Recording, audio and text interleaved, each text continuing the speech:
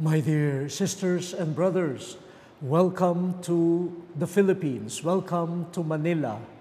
And in a special way, we greet the editorial board of Concilium. We are very privileged to have you here in the Philippines for the board meeting. We welcome also the other scholars and guests of this assembly. I had originally intended to participate in person in this gathering.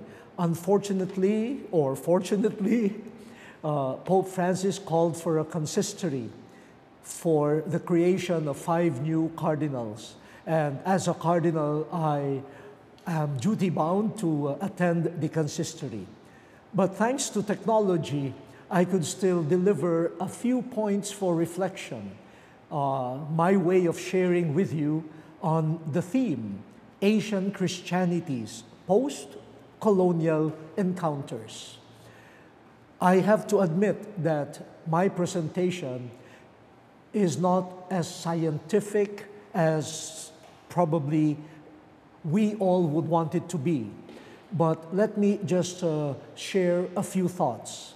I'm sure you would be hearing from each other on a more scientifically and evidence-based research on the topic.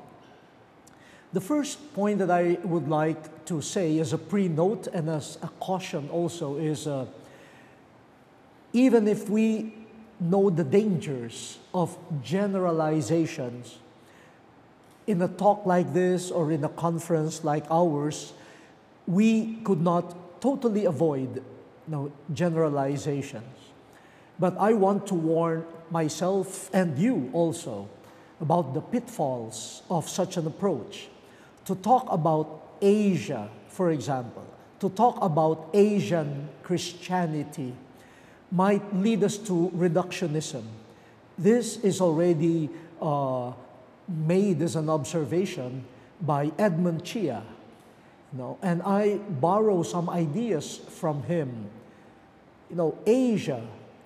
Asia is not just one world in terms of humanly constructed world. As a continent, yes. As a geographic space, we can say there is one Asia. But when it comes to the human realities that make up Asia, we have to say there are many Asias, there are many worlds that comprise Asia. And that conglomerate called Asia, made up of different worlds, is a very diverse human reality. Diverse languages, diverse histories, diverse cultures, diverse cuisines, diverse rituals, diverse ways of counting days and years. Oh, wow. And even within one world, I can speak about the Philippines. The Philippines is not just one world. We have different worlds also here. Just to give you a very personal example, my mother comes from a province in the northern part of the Philippines. I do not speak the language of my mother. So when she talks with her siblings, I am a total stranger in my own country. And so, talking about Asia, talking about Asian Christianity as a general terminology, needs to be tested against the life realities, which are quite diverse. That's the first point. The second point is this. When we talk about the colonial past, again, that becomes a bit tricky. Every part of Asia has its own story to tell. While we mark some years as probably the end of the colonial period, that is not also quite precise when we come to the human reality. When do you really graduate from being a colony? Or is there really a moment or time when you can say we are totally liberated from our colonial past? When does the colonial period really end? Does it end when the new flag of a new country is raised and the flag of the occupying country is lowered? Is that the end of the colonial period? Or does the colonial period just continue on in the minds, in the mentalities of peoples? So again, this is a caution to me and to others. While we know what we are talking about, again, checking the realities is another matter. But we cannot avoid using the terminologies Asian Christianities and also a colonial period or post-colonial period. Given the limitations of these generalizations, we have to say that Christianity, especially around the 16th century, came to many parts of Asia with the colonial occupying forces. So, Christianity in many parts of Asia was associated and maybe even continues to be associated with the might, the power, the grandeur, and the ambitions of the occupying forces. While it is also true that in many parts of Asia, the representatives of the church, especially the missionaries, the religious men and women, were also part of those who stood up for the rights of the native peoples. As a general picture, in the minds of Asian peoples, Christianity, the Christian church, were associated with the military, the political, the imperial, the economic, financial exploits and ambitions of the occupying forces. And so, in many instances, to be a Christian in the minds of some Asian peoples was to be like the foreigners who came to occupy our land. To be a Christian means to acquire a Western mindset. You need to learn languages and terms which are not normally used in the Asian context. You need to be able to use words like nature, person, substance, even the architecture of places of worship, has the influence of an architecture which is more European than Thai, than the Filipino barrio, or than the Chinese way of expressing beauty or religiosity. Yes, we have to accept that fact.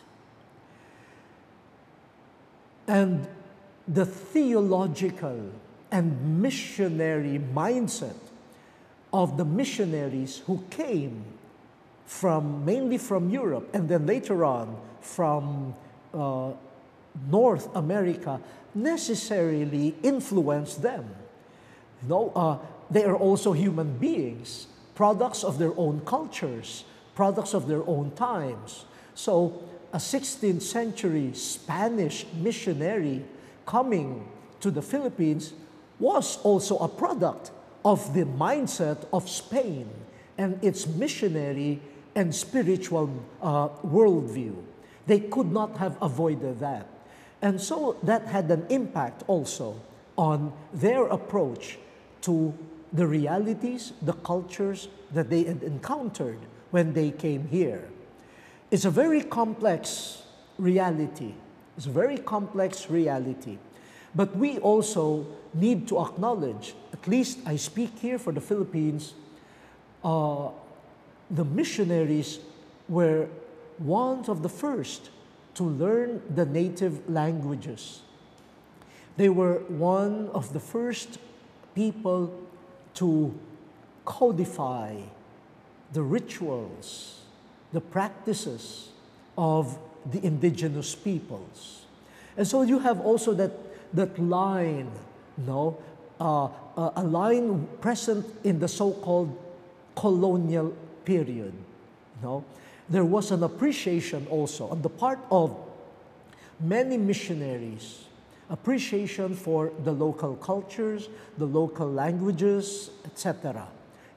There was a respect also, but that does not eliminate the fact that the Christian church, the Christian movement, if you want to call it, came to many Asian countries from the 16th century onwards, associated with the West and the exploits of the West. Okay, that brings me now to the post-colonial period. As you could see, I am oversimplifying matters, but I would like to dwell on the post-colonial experience and also the thought.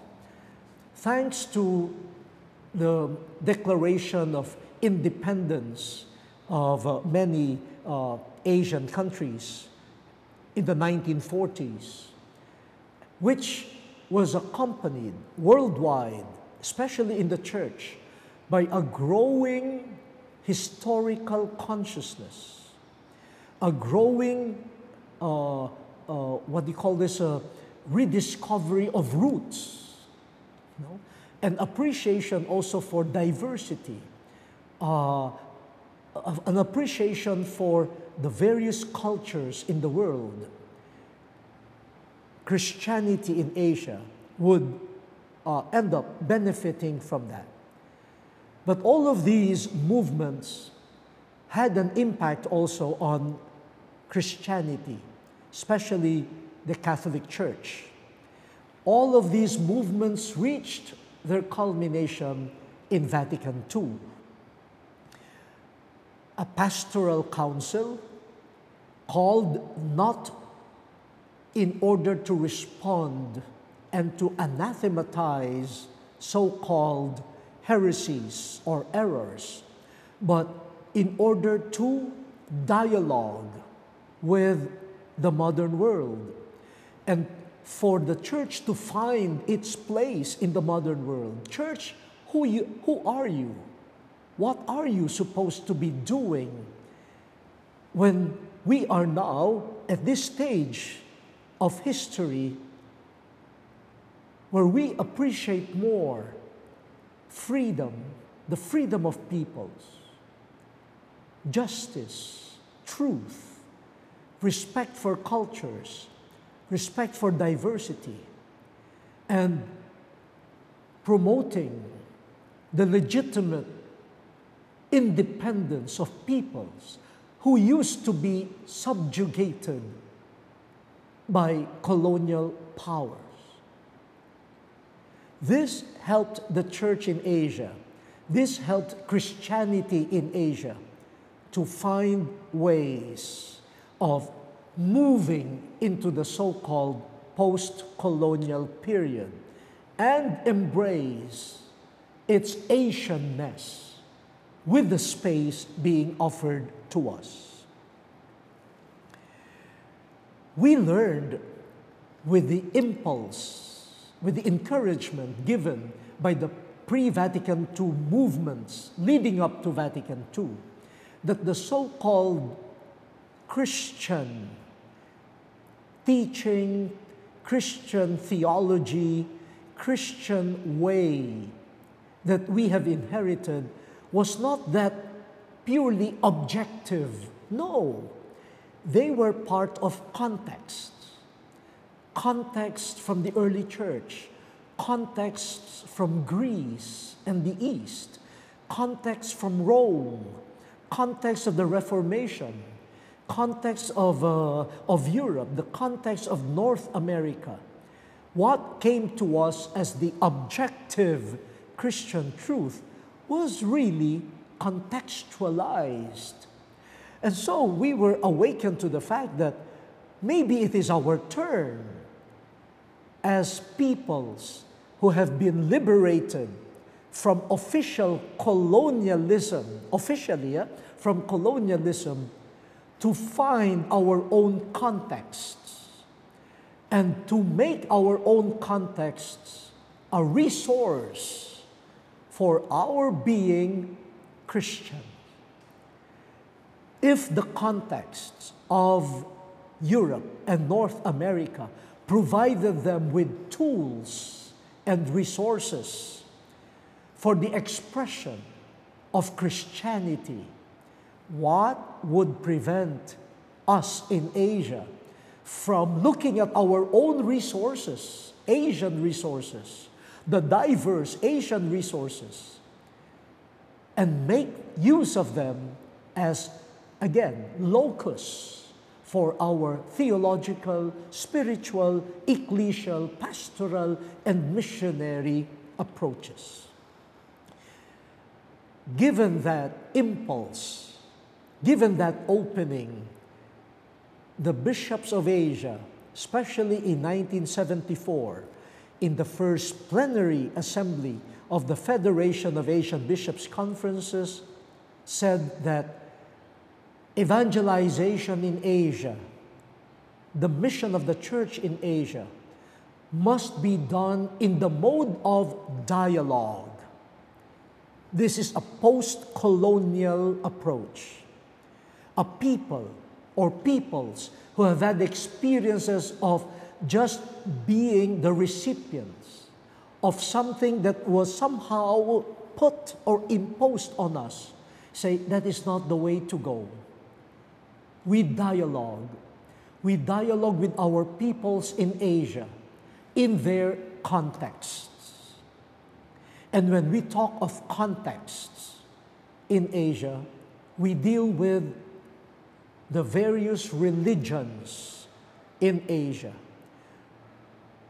Most of the great religions of the world were born in Asia. And so the dialogue with context necessarily includes a dialogue with the various religions of Asia. Not anymore a condemnation, a blanket condemnation of religions that are not Christian, but a dialogue that appreciates what we call the elements of truth that are found in those religions. But when you dialogue with religions, you dialogue also with cultures in Asia. This is an all-pervasive terminology. For in many parts of Asia, cultures had been shaped by religions. In fact, it's so difficult to distinguish between religion and culture here in many parts of Asia. So a dialogue with religions would lead us to a dialogue with cultures. Again, there are many cultures in Asia. Many, many different cultures, many diverse value systems, worldviews, influencing people's choices, people's relationships, people's relationship with nature, people's relationships with one another, people's view of what is just, what is truthful, what is honest. So Christianity, if it wants to be dialogical in its approach, must take the various Asian cultures seriously. And thirdly, the context of the majority of peoples in Asia is that of poverty. Poverty in all levels. Of course, the most obvious is economic poverty. The lack of access to what we consider the elements or dimensions of a decent human life. And this type of poverty is still a carryover from much of the colonial period. The injustice, not only in terms of economic injustice, but the injustice that has penetrated the social strata, the way society has been stratified, and the way mentalities have been shaped. How do you become prosperous? So there is no dialogue with contexts, Asian contexts, without a dialogue with the majority of the peoples of Asia, the poor. And the poor are not just the beneficiaries of our proclamation. The poor are not just beneficiaries of our caritative or charitable actions. Dialogue implies that Christianity learns from the poor. Christianity listens to the poor. And Christianity is willing to be taught by the poor. In such a dialogical method with religions, with cultures, and with the poor, Christianity is able to share its inherited wisdom.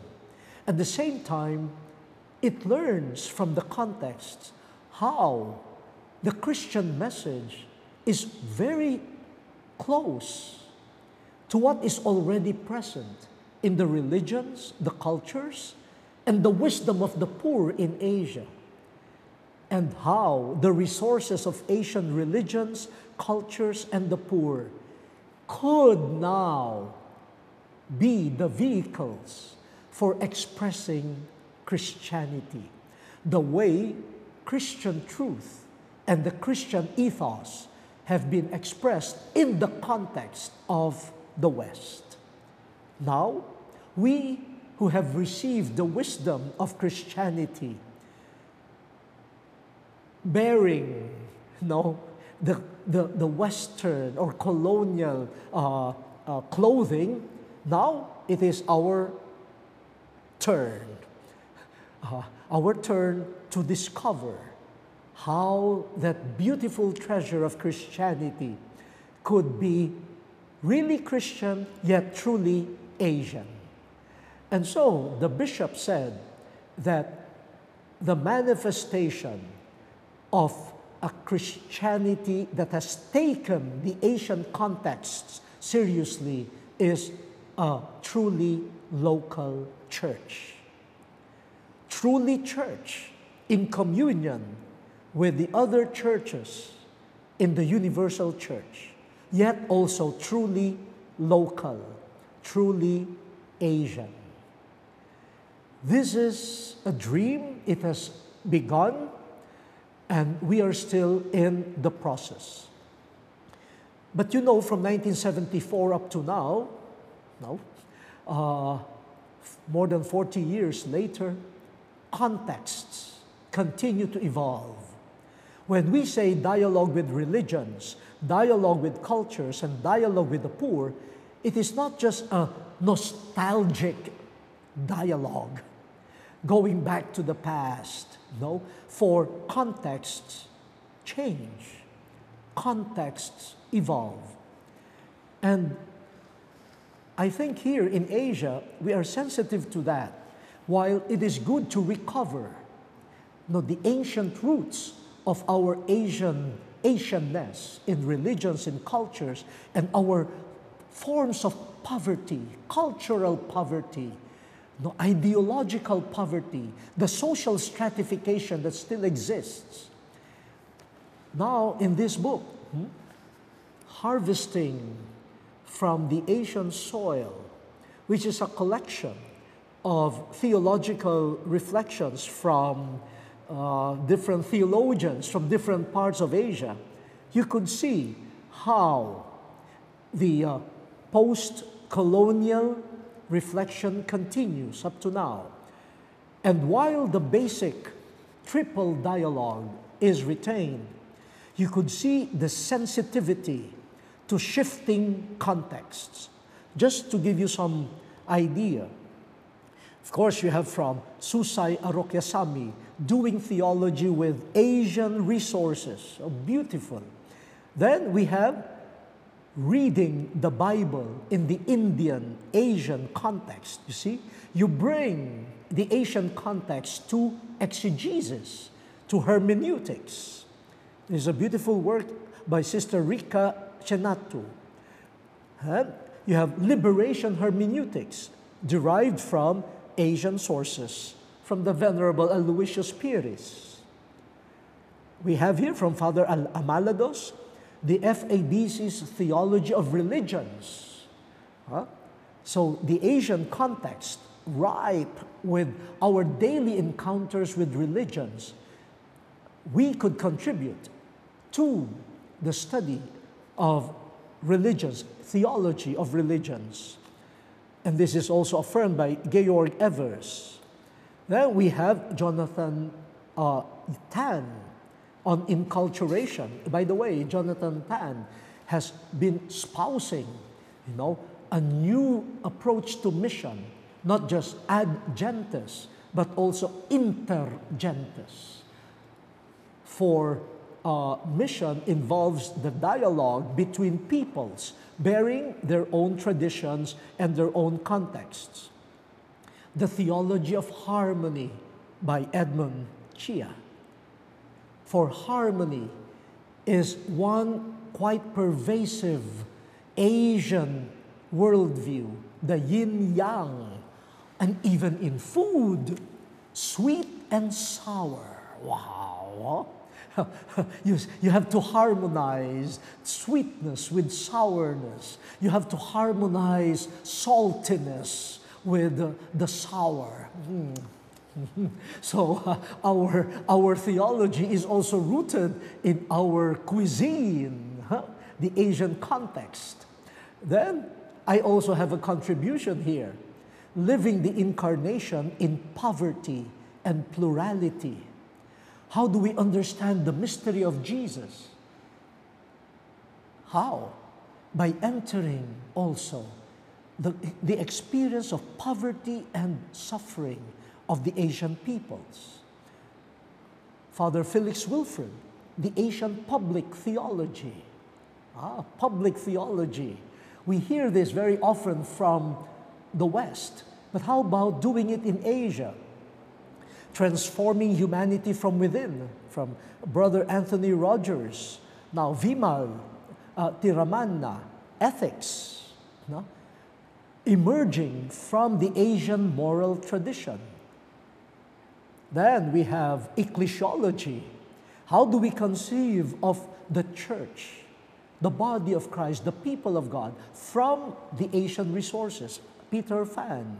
Oh, women. Women matters as an Asian theological concern, from Antoinette Gutzler. And the frontiers of struggle and leadership. This is an Asian theology of migration, from Gemma Tulud Cruz. The pastoral care of migrants in Asia, from James Kruger.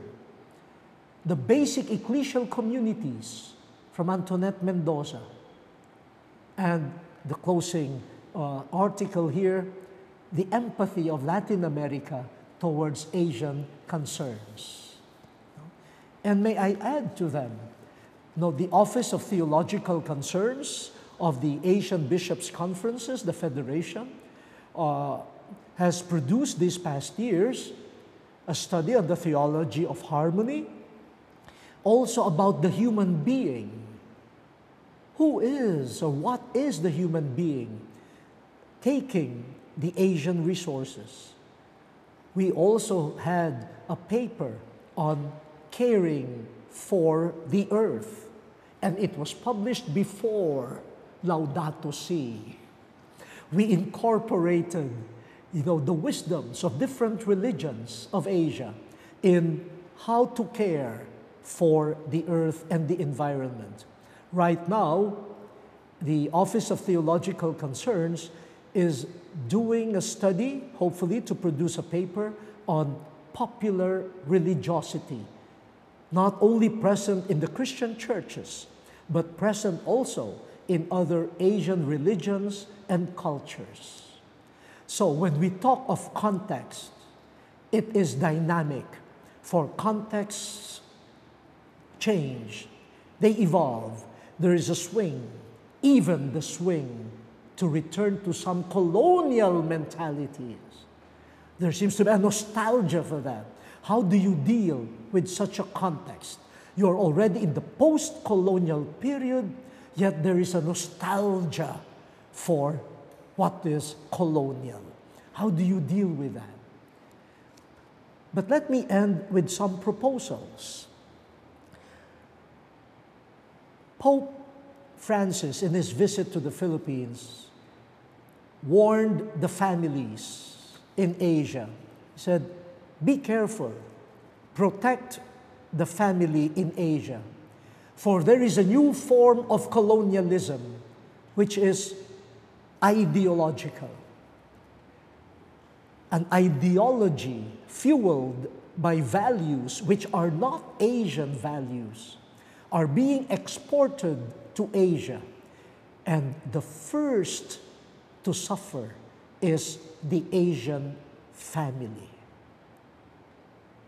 So, we should be alert to new forms of colonialism.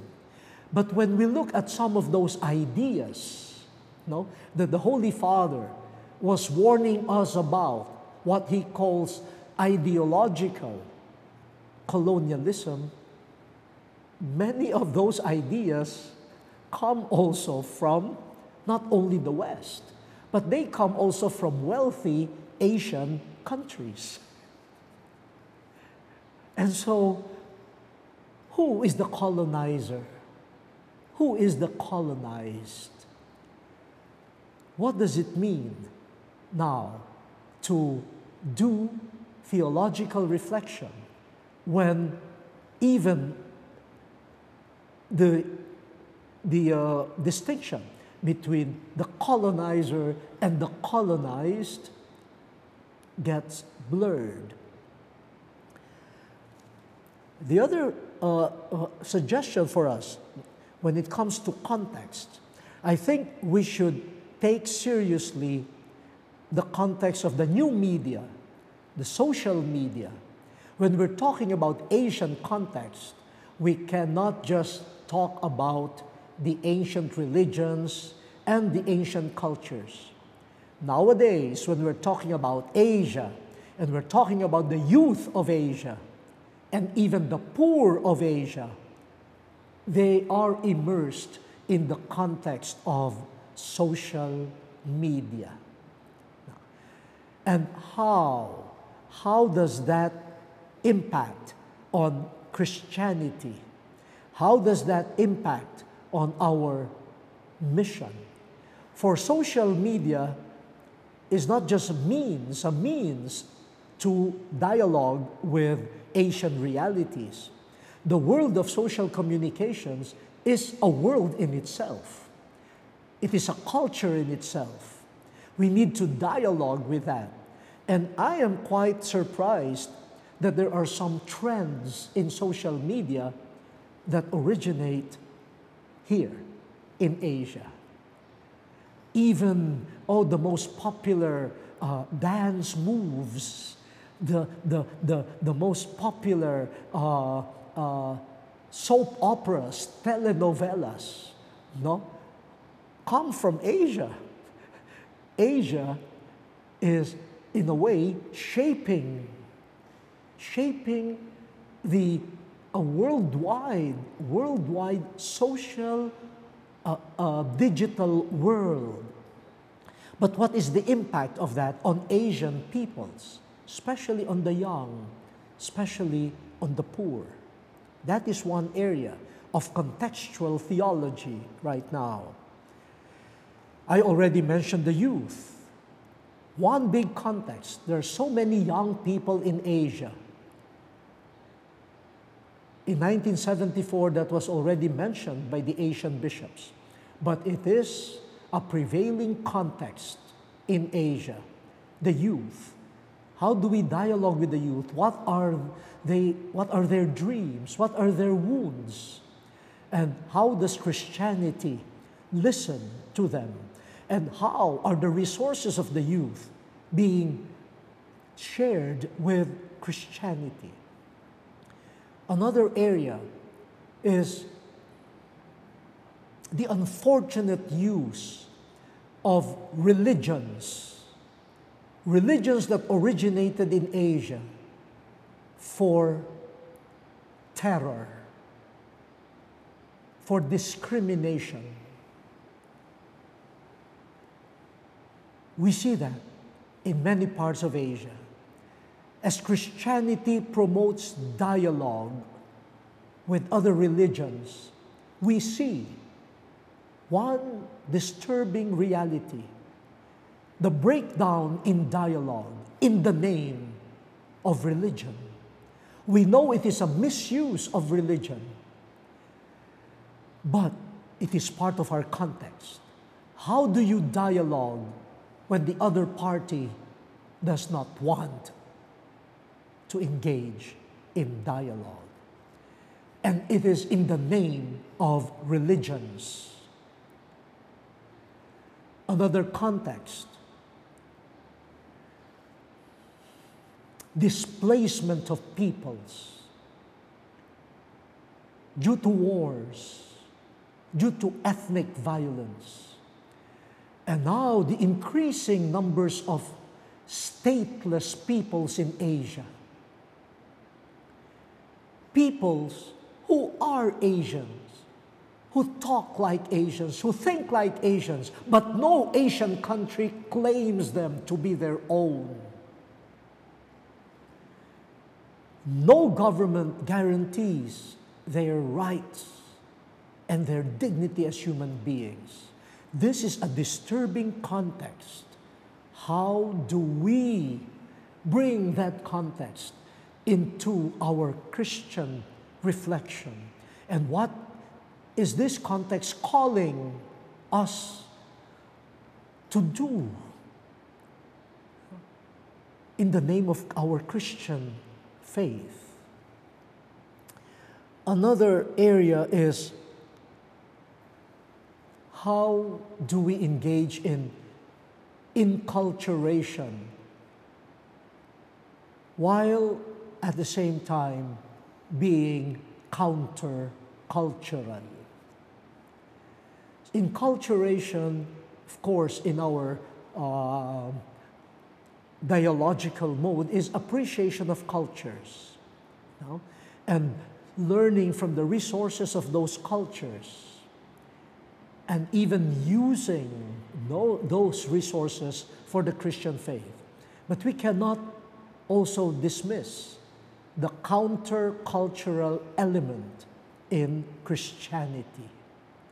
So how do we take culture as a context seriously, but at the same time saying that that context needs purification? I have to end here. These are some proposals. I know that somehow, sometime, some of these concerns will arise. There are many other concerns related to the youth, the women, the children, the trafficking of human beings, the caring for creation that certainly will arise. And I already just mentioned them. But these are some of the areas that I hope the board would consider, and the general dialogue with participants and other scholars could consider. So enjoy the rest of your stay in the Philippines and in Manila. And as we say, mabuhay. Mabuhay. Thank you very much. Salamat po.